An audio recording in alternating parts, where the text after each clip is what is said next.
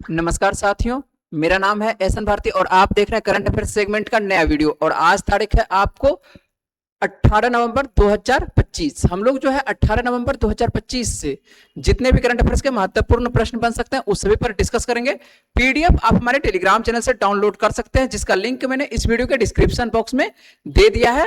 तो आप इस लिंक पर जाकर टेलीग्राम चैनल ज्वाइन कर सकते हैं और अपनी सुविधा के अनुसार से आप पीडीएफ से भी पढ़ाई कर सकते हैं। और हम लोगों को जो है थंबनेल पर दिखाई पड़ रहा है क्या, गरुड़ एक्सरसाइज है ना। तो गरुड़ एक्सरसाइज वैसे तो यहाँ पर आपको लिख दिया है कि भारत और फ्रांस के बीच में होता है गरुड़ एक्सरसाइज। इस पे जो है क्या प्रश्न बन सकता है और आप लोगों से क्या प्रश्न पूछा जा सकता है, इस पे हम लोग डिटेल से बातचीत करेंगे। आवाज सब बिल्कुल सही है, किसी प्रकार का कोई परेशानी है तो आप बता सकते हैं।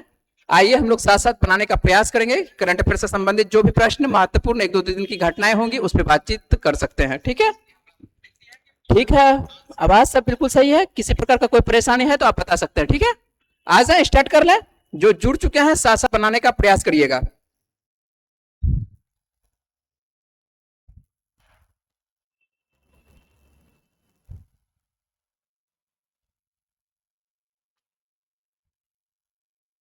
चलिए, पहला प्रश्न आप लोगों के लिए है कौन सा, एक दिवस से संबंधित है। हाल ही में एक दिवस मनाया गया और यह दिवस है आपको राष्ट्रीय मिर्गी दिवस है ना।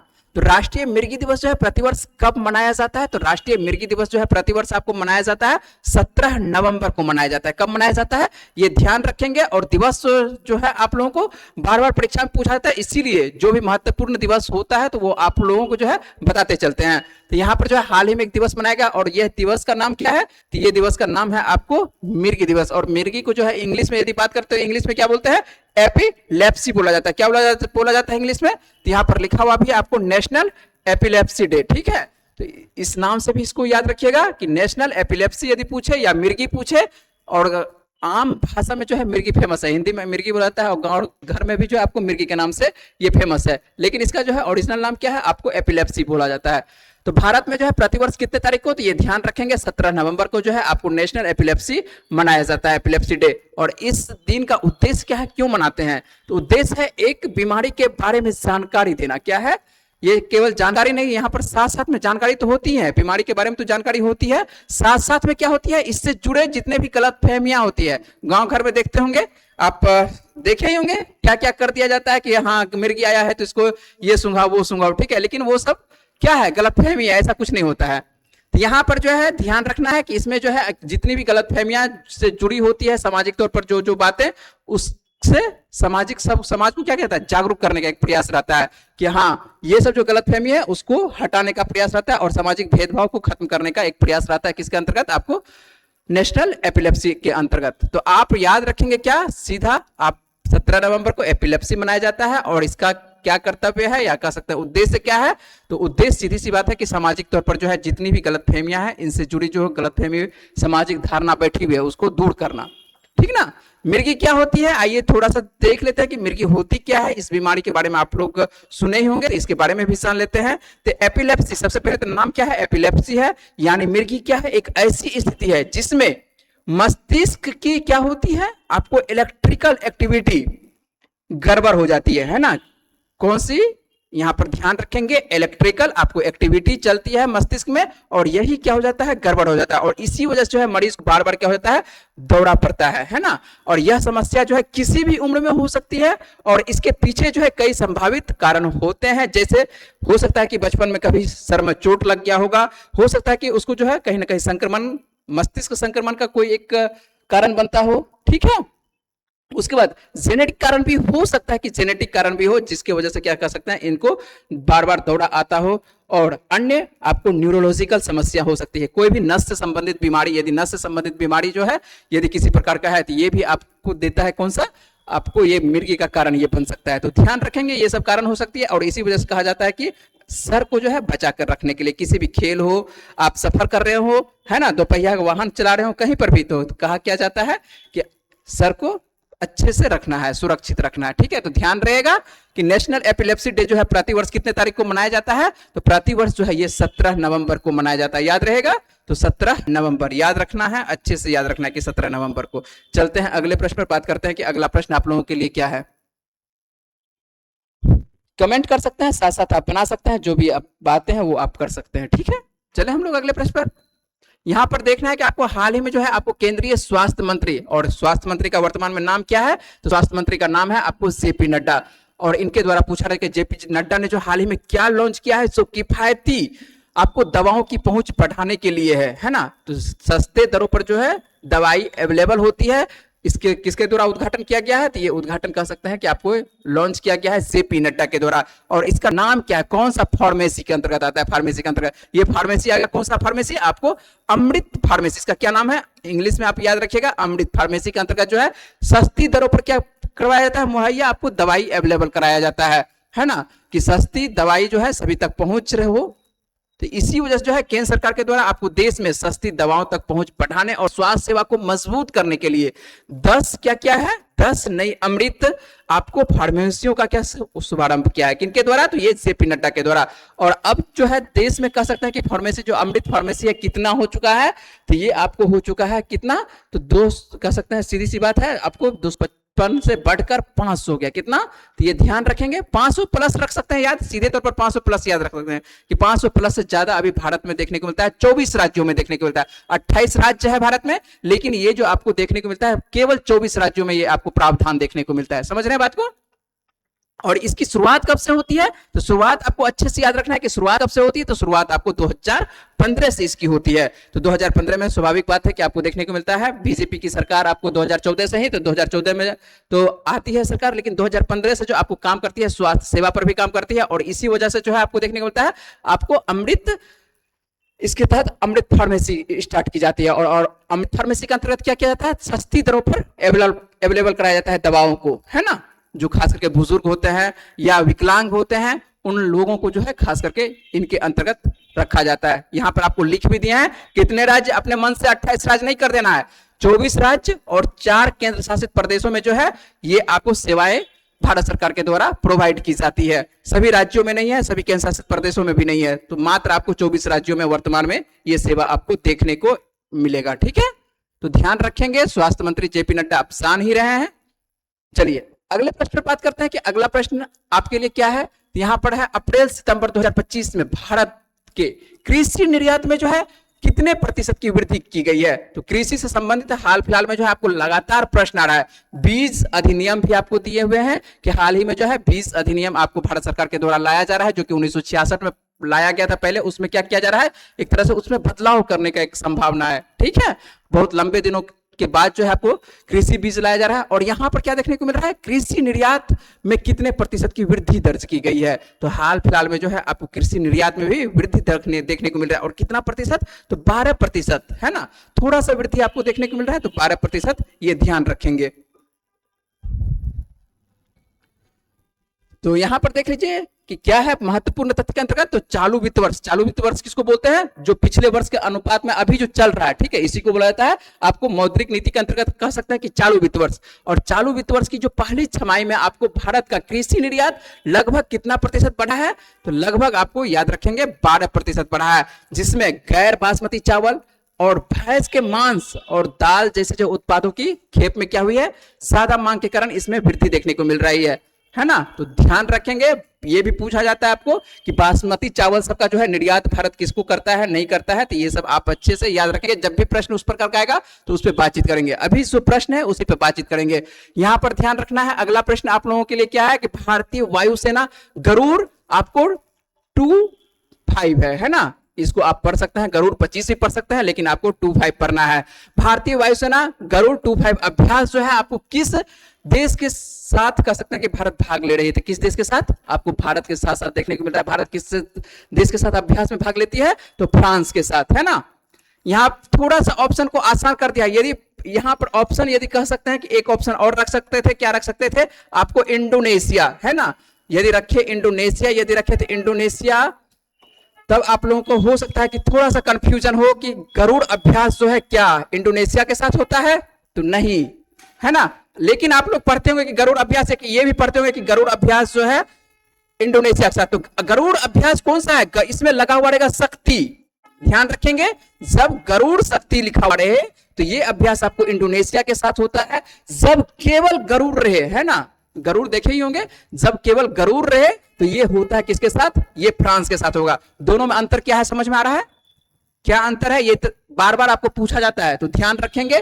गरुड़ आपको लिखा हुआ है रहेगा तो आपको भारत फ्रांस, जब गरुड़ के साथ आपको क्या रहे, गरुड़ शक्ति अभ्यास किन दो देशों के बीच में, तो ये आपको होता है इंडोनेशिया के साथ होता है, गरुड़ शक्ति इंडोनेशिया के साथ होता है, जबकि गरुड़ आपको केवल फ्रांस के साथ, याद रखेंगे अच्छे से। तो यहां पर यही अभ्यास आपको 25 स्टार्ट किया जा रहा है, और इसका कौन सा संस्करण है इस वर्ष, तो इसका आपको देखने को मिलेगा कौन सा संस्करण, 8वां संस्करण देखने को मिलेगा। भारत और फ्रांस के बीच में जो है इस बार जो है 8वां संस्करण, और कहां पर किया जा रहा है ये भी बात कर लेते हैं कि भारतीय वायुसेना और फ्रांस की आपको एयर एंड स्पेस फोर्स, समझ रहे बात को, द्विपक्षीय आपको वायु अभ्यास है। इसका मतलब है कौन सा सेना भाग ले रही है, वायुसेना भाग ले रही है। और गरुड़ 25 का यह कौन सा संस्करण है, तो यह आपको 8वां संस्करण है। और यह संयुक्त अभ्यास जो है 16 से आपको 27 नवंबर 2025 तक फ्रांस के आपको मोंदा मर्सा एयरबेस पर जो है ये आयोजित किया जा रहा है। ठीक है, तो ध्यान रखेंगे, आपको क्षेत्र का नाम आपको जरूरत नहीं है, जब भारत में होता है तब आपको क्षेत्र का भी नाम आवश्यक होता है कि भारत के किस क्षेत्र में होता है, तो यहां पर जो है ये आवश्यक नहीं है। तो ध्यान रखेंगे, केवल आप याद रख सकते हैं कि किस देश में होता है, फ्रांस में होता है। संस्करण याद रखिएगा 8वां संस्करण है, और ये अभ्यास जो है आपको कब तक चलने वाला है, तो ये 27 नवंबर 2025 तक चलने वाला है, तो अच्छे से याद रखना है। और इस अभ्यास के लिए जो है आपको इंडियन एयरफोर्स का जो आपको देखने को मिल रहा है, इंडियन एयरफोर्स, इसमें कौन सा मान की एक तरह से कह सकते हैं कि आपको एयरक्राफ्ट भाग ले रहा है, तो कौन सा एयरक्राफ्ट भाग ले रहा है, तो ये भी ध्यान दीजिएगा। तो सुखोई आपको देखने को मिल रहा है, आपको 30 MKI है ना, सुखोई कौन सा 30, सुखोई 30 आपको MKI याद रहेगा, कौन सा आपको फाइटर एयरक्राफ्ट है, तो ये सुखोई आपको है 30 MKI है। और यही जो है आपको तैनात किया गया है कहां पर, वायु जो प्रभुत्व स्ट्राइक है, खास करके कहां पर, भारतीय वायुसेना और फ्रांस वायुसेना के बीच में जो है ये भाग ले रही है। ठीक है, तो ये ध्यान दीजिएगा। और जैसे ही नाम आता है फ्रांस का, तो फ्रांस की राजधानी क्या है, तो फ्रांस की राजधानी सभी को मालूम है ना, क्या है, पेरिस है। और यहां पर मुद्रा कौन सी चलती है, मुद्रा आप यूरो याद रखेंगे। पहले आप लोग फ्रैंक पढ़ते थे, फ्रैंक यदि पढ़ते थे तो फ्रैंक लोकल में अभी भी मान्यता है फ्रांस में फ्रैंक का, ठीक है, किसी यदि किताब में लिखा हुआ है तो गलत नहीं लिखा हुआ है, लेकिन आप याद रखिएगा क्या, यूरो अब जो है ये अपना मुद्रा अपना चुका है, किसको अपना चुका है, यूरो को अपना चुका है। ठीक है, क्योंकि यूरोपीय आपको सदस्य देश है, और जितने भी यूरोपीय सदस्य देश है, खास करके यूरोपीय यूनियन की बात कर रहे हैं, यूरोपीय यूनियन, यूरोपीय संघ जो है वो जो है लेके कौन सा मुद्रा लेके चलता है, यूरो मुद्रा लेके चलता है। लगभग 27 से 28 ऐसे देश हैं यूरोप में जो कि आपको देखने को मिलता है, केवल यूरोप आपको यूरो लेके चलता है। और राष्ट्रपति वर्तमान में कौन है, इमैनुअल मैक्रोन आपको देखने को मिलते हैं, कहां के, फ्रांस के राष्ट्रपति हैं। तो ये तो हुई फ्रांस की कहानी, और फ्रांस के और भारत की वायुसेना के बीच में कौन सा अभ्यास, तो याद रखेंगे, अच्छे से याद रखेंगे। ठीक है, कौन सा, तो आपको गरुड़ 25 याद रहेगा, कौन सा है अभ्यास, आप गरुड़ 25 अभ्यास है। ठीक है, चलिए, तो ध्यान रखेंगे, इसमें आपको सभी बातें बता चुके कि कौन सा फाइटर है, क्या है, और कहां पर ये अभ्यास इस बार हो रहा है। तो कहां पर ये अभ्यास हो रहा है, तो ये अभ्यास इस बार फ्रांस में हो रहा है। ठीक है, इतना ही आप याद रखिएगा। संस्करण आपको 8वां है, और सुखोई आपको 30 MKI भाग इसमें ले रहा है। ठीक है, इतना याद रहता है, यही आपके लिए काफी है। यही इससे ज्यादा आपसे प्रश्न नहीं पूछेगा। आप बना रहे होंगे, तैयार कर रहे होंगे करंट अफेयर्स, जो मेरे साथ करंट अफेयर्स तैयार कर रहे हैं, और साथ साथ आपको बिहार दरोगा का जो सेट प्रैक्टिस साथ साथ मेरे साथ कर रहे हैं, तो उनको ये प्रश्न पता होता होगा कि कहां से करंट अफेयर्स में पूछा जा रहा है, क्या पूछा जा रहा है। ठीक है, चलते हैं अगले प्रश्न पर बात करते हैं। अगला प्रश्न आप लोगों के लिए क्या है, तो अगला प्रश्न आप लोगों के लिए है कि दुनिया का पहला ग्रीन फ्यूल लेवी के बारे में बात कर रहे हैं। क्या, दुनिया का पहला ग्रीन फ्यूल लेवी किस देश ने शुरू किया है ना, दुनिया का अच्छे से प्रश्न पढ़ेंगे। दुनिया का पहला, ये प्रश्न जो है आप के लिए क्या रहेगा, ये महत्वपूर्ण रहेगा, आने वाले किसी भी एग्जाम के लिए ये प्रश्न आप लोग पूछा जाएगा। वैसे तो आपको अभ्यास, इससे पहले जो अभ्यास करवाए तो अभ्यास आप देखते ही होंगे, एक ना एक अभ्यास आपको आते रहता है। ठीक है, यहां पर देखते हैं अभ्यास आपको मिलान करने के लिए भी दे देता है, कि कूट भी दे देता है कि कौन सा अभ्यास किस देश में होता है, किस देश में नहीं होता है। तो यहां पर ध्यान रखेंगे कि दुनिया का पहला आपको ग्रीन फ्यूल लेवी किस देश ने शुरू किया है, तो ये किस देश के द्वारा शुरू किया गया है, ये सिंगापुर के द्वारा। क्या होता है ग्रीन फ्यूल लेवी, इस पे भी बातचीत करते हैं। आइए आपको समझाने का प्रयास रहेगा कि आप समझ जाएं, अच्छे से याद रहे। तो दुनिया में कह सकते हैं कि आपको दुनिया का पहला ग्रीन फ्यूल लेवी शुरू किया है किस देश के द्वारा, ये तो आपको याद हो गया, कौन सा देश के द्वारा, ये सिंगापुर के द्वारा। ठीक है, ये इतना याद हुआ। और यह लेवी जो है अगले साल से देश से प्रस्थान करने वाले हवाई यात्रियों पर लागू होगी। किस पर लागू होगी, अगले साल से मान के चलिए 2026 से जो है ये प्रस्थान करने वाले हवाई यात्रियों पर क्या होगी, लागू होगी। इस प्रकार कह सकते हैं कि हवाई यात्रियों पर एक छोटा सा टैक्स लागू हो रही है, ठीक है। और ये टैक्स जो है किसके लिए लागू हो रही है, इससे प्राप्त, सबसे पहले ये भी देखेंगे, इससे प्राप्त राजस्व का जो है उपयोग अस्थायी विमानन ईंधन खरीदने के लिए किया जाएगा और इसका मुख्य उद्देश्य होगा विमानन उद्योग में उत्सर्जन को क्या करना है, कम करना है, ठीक है। जो मान के चलिए विमान के द्वारा जो प्रदूषित किया जाता है किसी भी क्षेत्र का वातावरण को, इसको क्या करना है, आपको कम करना है। अस्थायी विमानन ईंधन के बारे में इसको एक तरह से ध्यान रखना है और इसी वजह से जो है देखा जा रहा है क्या, यात्रियों पर एक टैक्स लगाते हुए दिखाई पड़ रहा है। कौन सा टैक्स लगाया जाएगा, आपको ग्रीन फ्यूल लेवी, ठीक है, ग्रीन फ्यूल लेवी एक टैक्स हुआ, ठीक है। ये किस देश के द्वारा, पहला एक ऐसा देश देखने को मिल रहा है सिंगापुर, जिसके द्वारा ये टैक्स लगाया जाएगा। ध्यान रहेगा लेवी का उद्देश्य क्या है, यहां पर आपको ये भी लिख दिया है कि ग्रीन फ्यूल लेवी से जो उत्पन्न धन का हो उपयोग होगा सतत विमान ईंधन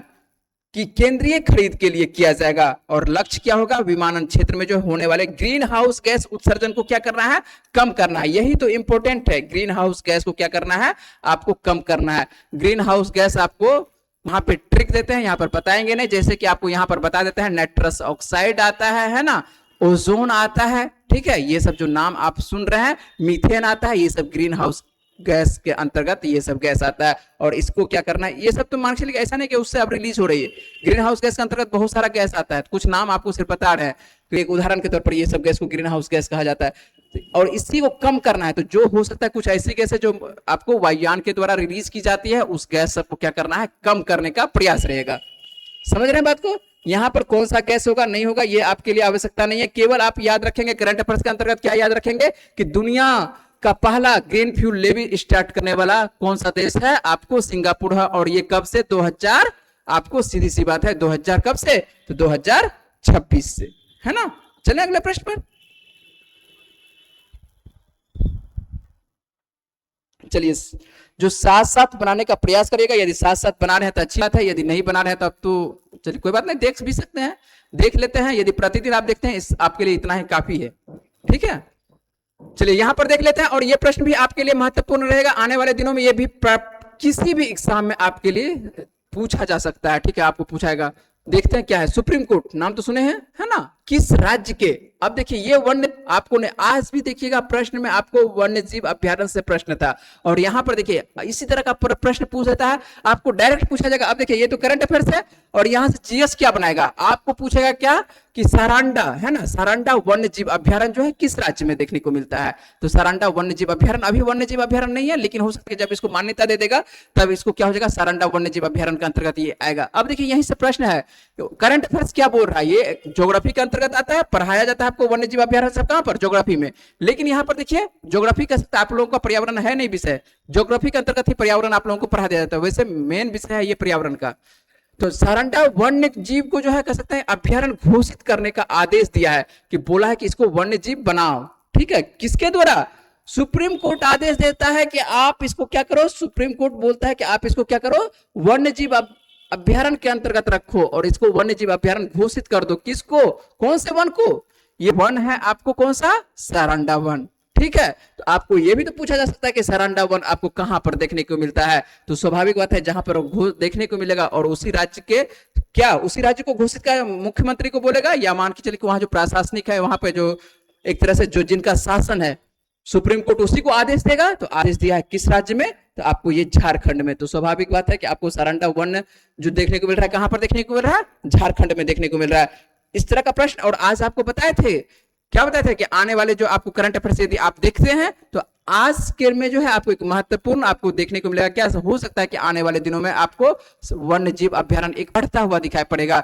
अभी वर्तमान में यदि बात करें कि वर्तमान में कितने वन्य जीव अभ्यारण्य है, तो आपको 500 क्या है, 573 वन्य जीव अभ्यारण्य है। यदि बात करें कि राष्ट्रीय वन्य जीव अभ्यारण्य बात कर रहे हैं, कि वन्य जीव यहाँ पर लिख देते हैं, यदि आप नोट करना चाहते हैं तो आप नोट कर सकते हैं, वन्य जीव अभ्यारण्य, है ना।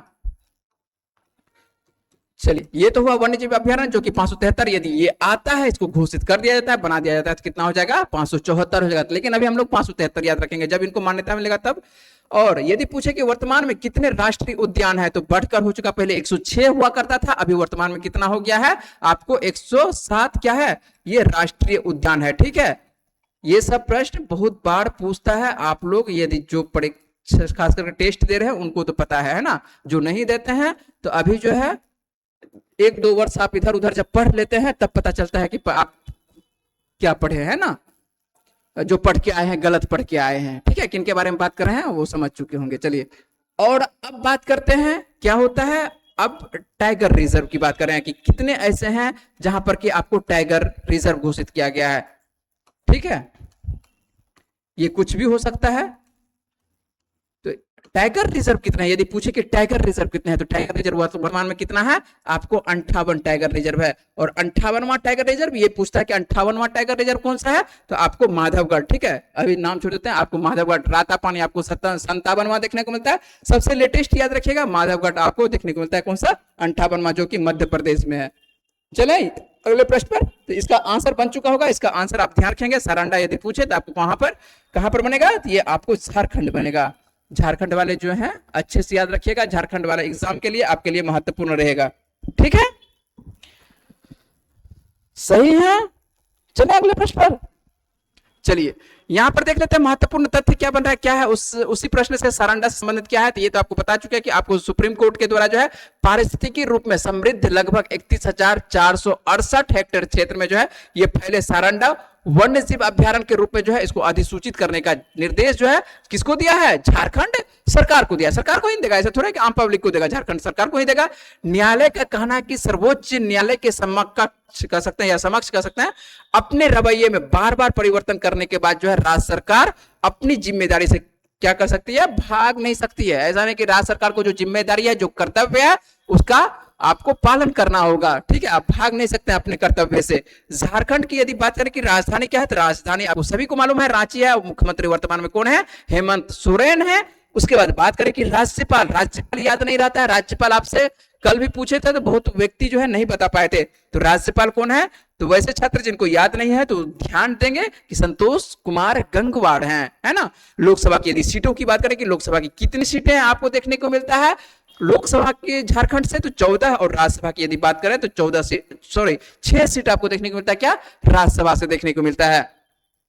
इस तरह से आप अच्छे से कवर करेंगे किस चीज को, जितने भी आपसे प्रश्न बन रहा है, सुप्रीम कोर्ट हो, है ना, या आपको अभ्यास हो, जो भी आपको करवाते चल रहा है, सभी प्रश्न को अच्छे से याद रखिएगा।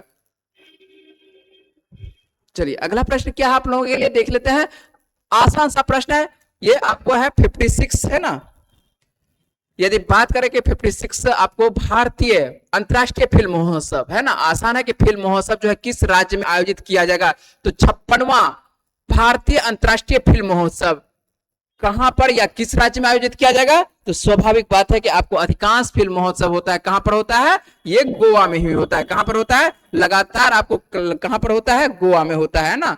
तो यहां पर भी आपको देखने को मिलेगा, इस वर्ष भी आपको देखने को मिलेगा, 2025 में भी देखने को मिलेगा। 20 से 28 नवंबर को कहां पर ये आयोजन इसका देखने को मिल रहा है, तो गोवा में देखने को मिलेगा। ठीक है, तो भारत का अच्छे से याद रखिएगा, भारत का 56वां अंतर्राष्ट्रीय फिल्म महोत्सव 2025 में आपको 20 से 28 नवंबर तक कहां पर, ये गोवा में आयोजित किया जाएगा। और 1952 से दक्षिण एशिया का एकमात्र आपको देखने को मिल रहा है, क्या देखने को मिल रहा है, मान्यता प्राप्त प्रतिस्पर्धी फिल्म महोत्सव होने के नाते जो है आपको IFFI अपनी पारंपरिक प्रतिष्ठा को आगे बढ़ाते हुए इस वर्ष जो है 81 देशों की 240 फिल्मों का जो है शानदार आपको सिनेमाई उत्सव प्रस्तुत करेगा। कहने का मतलब है कि कुल मिलाकर कितना फिल्मों को यहां पर दिखाया जाने का प्रयास रहेगा, तो आपको 240 फिल्मों को दिखाया जाएगा। और 81 देशों के फिल्म को यहां पर रखा गया है।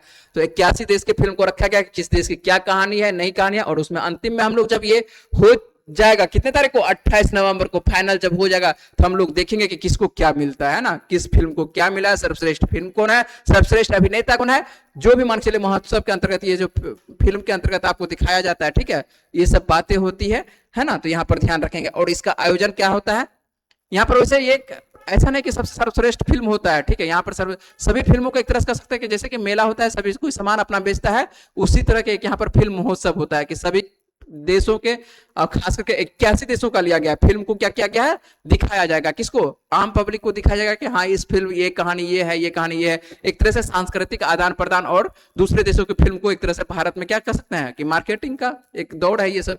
तो फोकस किस देश पर रहेगा, तो ये जापान रहेगा। आपको 6 कह सकते हैं कि समकालीन जापानी फिल्मों का यहाँ पर प्रदर्शन। भागीदार देश ही बार बार पूछता है कि फोकस किस देश पर रखा गया है, तो जापान पर। भागीदार देश कौन सा रहेगा, तो आपको स्पेन रहेगा। और स्पॉटलाइट देश कौन सा रहेगा, तो ऑस्ट्रेलिया रहेगा। तो 3 देश आपको याद रखना है ना। स्पॉटलाइट यदि पूछे तो स्पॉटलाइट आपको ऑस्ट्रेलिया, भागीदार देश पूछे तो स्पेन, और फोकस देश पूछे तो जापान, है ना, याद रखना है।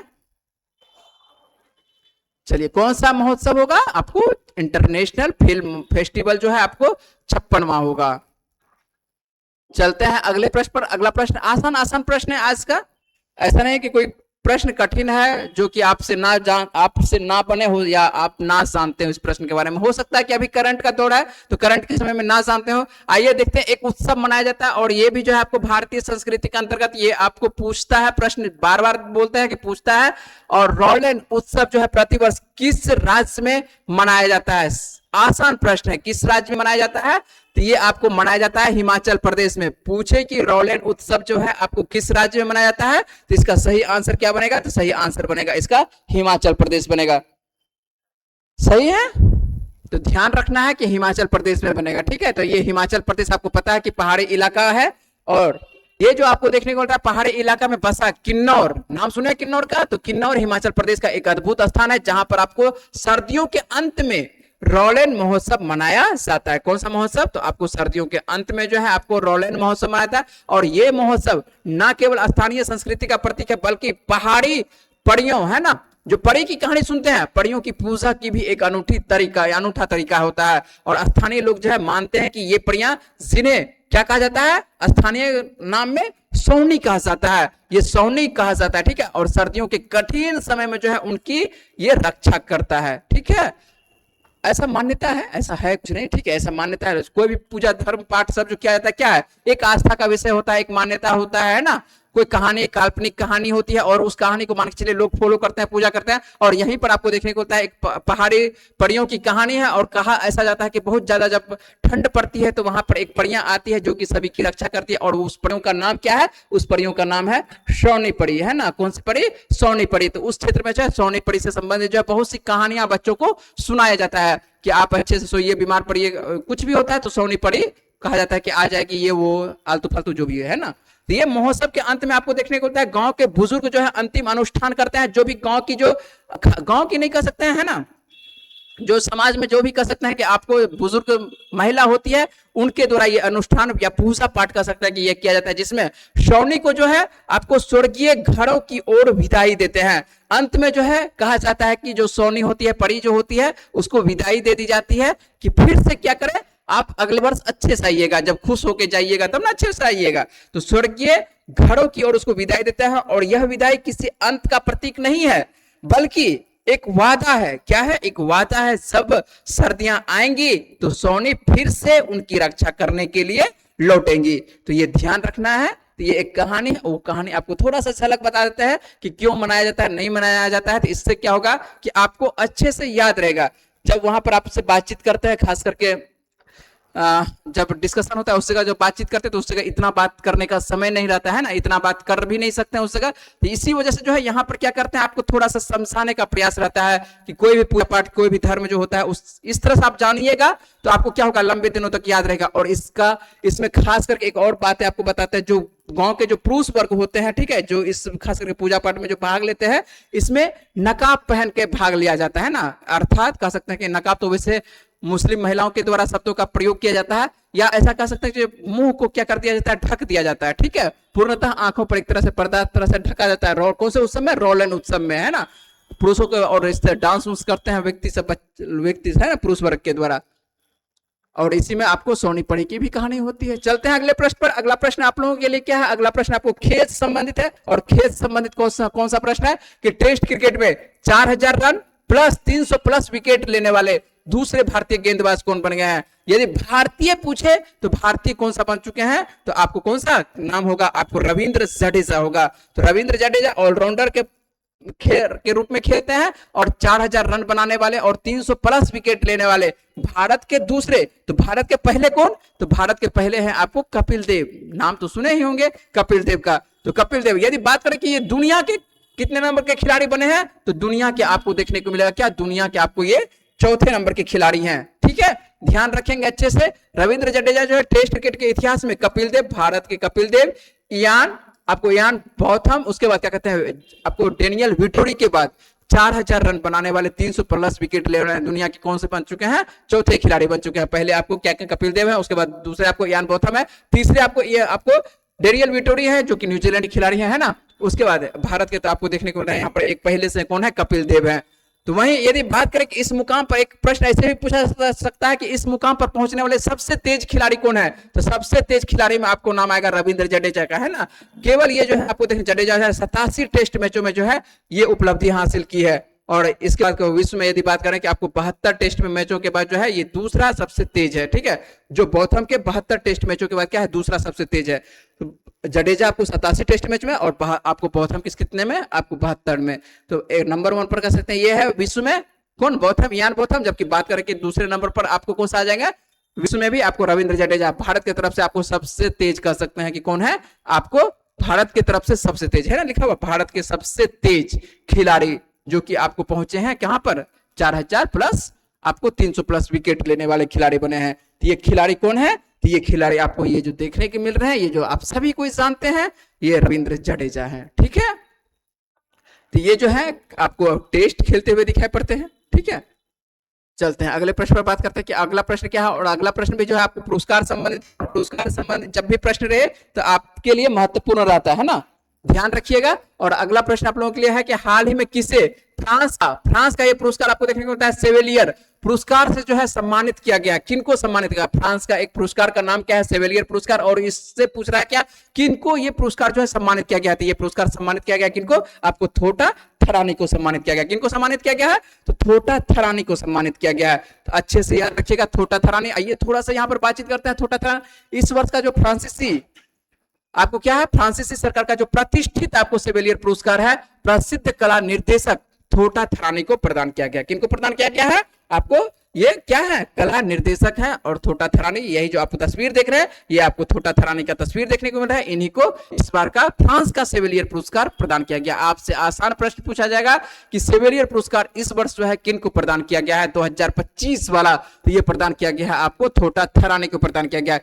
इसके साथ ही यदि बात करें कि थोटा थरानी जो है शिवाजी गणेशन, गायक आपको बाल मुरली कृष्ण, कमल हासन, ऐश्वर्या राय बच्चन और आपको कल्कि कोचलिन जैसी प्रसिद्ध भारतीय फिल्म हस्तियों की सूची में शामिल हुए। कहने का अर्थ क्या है, इससे पहले जो है ये पुरस्कार किनको किनको दिया गया है, तो इससे पहले जो है आपको दिया गया है किनको किनको, तो ये पुरस्कार जो है शिवाजी गणेशन को दिया जा चुका है, एक गायक हुआ करते थे बाल मुरली कृष्णन, है ना, इनको दिया जा चुका है। कमल हासन का नाम आप लोग जरूर सुने होंगे, श्रुति हासन तो आप अभिनेत्री देते हैं, उन्हीं के पिता, ठीक है। ऐश्वर्या राय का नाम तो सभी कोई जानते हैं, ठीक है।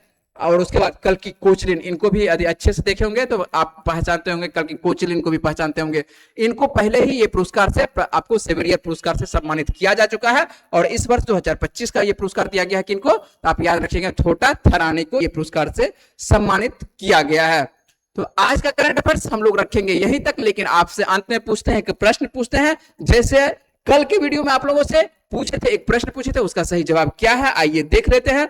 कल के वीडियो में आप लोगों से अंत में जाते जाते एक प्रश्न आपको छोड़ के गए थे और बताए थे कि आपको जवाब देना है कहां पर, कमेंट बॉक्स में। बहुत सारे छात्र जवाब देते हैं, आप लोग के चैनल पर जवाब नहीं आता है ना, तो आप लोग भी कोशिश करिए कि जवाब देने का प्रयास करिए। किस भारतीय राज्य ने जो है बहुविवाह निषेध विधेयक आपको 2025 को मंजूरी दी है, क्या है, आपको किस भारतीय राज्य ने जो है बहुविवाह निषेध विधेयक 2025 कौन सा है, ऐसा पूछ रहा है कि ऐसा कौन सा भारतीय राज्य जो है जो एक से अधिक शादी करने को जो है क्या कर दिया है, एक तरह से बैन कर दिया है। यदि कोई एक से अधिक शादी किया जाएगा उस राज्य में तो उसको जो है 7 वर्षों की क्या हो सकती है, सजा का प्रावधान रखा गया है और कुछ जुर्माने का प्रावधान रखा गया है। ऐसा कौन सा राज्य है, तो ऐसा राज्य आपको हो चुका है कौन सा, असम, जो केवल 6ठी अनुसूची में कुछ आपको जनजाति है और क्या कहते हैं आपको कुछ स्वायत्त क्षेत्र देखने को मिलता है ना, उसको छोड़कर सभी पर, कोई भी जाति हो, हिंदू हो, मुस्लिम हो, सिख हो, जैन हो, कोई हो, सभी को कितने शादी करने का अधिकार दिया गया है, केवल एक शादी करने का। मुस्लिम बार बार बोल रहे हैं, यहाँ पर मुस्लिम भी है,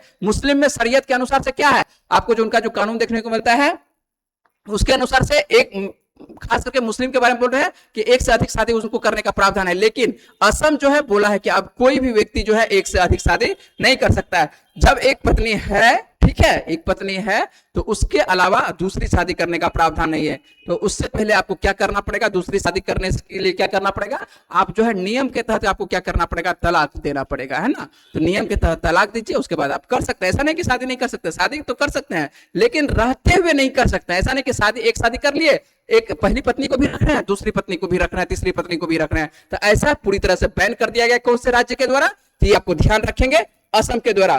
ठीक है, आंसर इसका यही बनता। और जाते जाते जो है आज का प्रश्न आप लोगों के लिए छोड़ के जाएंगे, और ये प्रश्न यदि आप कल का वीडियो अच्छे से वॉच किए होंगे तो ये प्रश्न आपको आसानी से बनेगा। और सभी कोई चला रहे हैं, क्या चला रहे हैं, चैट जीपीटी चला रहे हैं, फोन पे चला रहे हैं, उसी संबंधित ये आपको प्रश्न है। क्या है प्रश्न, आइए देख लेते हैं कि आपको फोन पे क्या है, फोन पे और भारत में चैट जीपीटी के उपयोग को बढ़ाने के लिए किस कंपनी के साथ जो है आपको साझेदारी की है। क्या है कि आपको फोन पे ने जो है भारत में चैट जीपीटी के उपयोग को जो है बढ़ाने के लिए किस कंपनी के साथ जो है साझेदारी की है। इसका सही आंसर क्या बनेगा, तो इसका सही आंसर आपको बताना है, कहां पर, कमेंट बॉक्स में बताना है। इसका जवाब मेरे द्वारा वैसे आपको बता दिया गया है कल के वीडियो में, फिर से आपको बताया जाएगा कल के वीडियो में, है ना।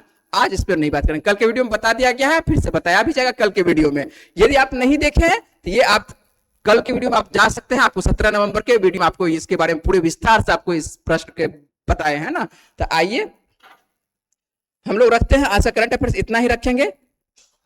आपको वीडियो किस प्रकार से लग रही है, यदि आपको वीडियो अच्छी लग रही है तो आपको वीडियो क्या करना है, लाइक करना है, और चैनल को क्या कर लेना है, सब्सक्राइब कर लेना है। चलिए मिलते हैं आप लोगों से अगली वीडियो में, तब तक के लिए रखिए अपना ख्याल।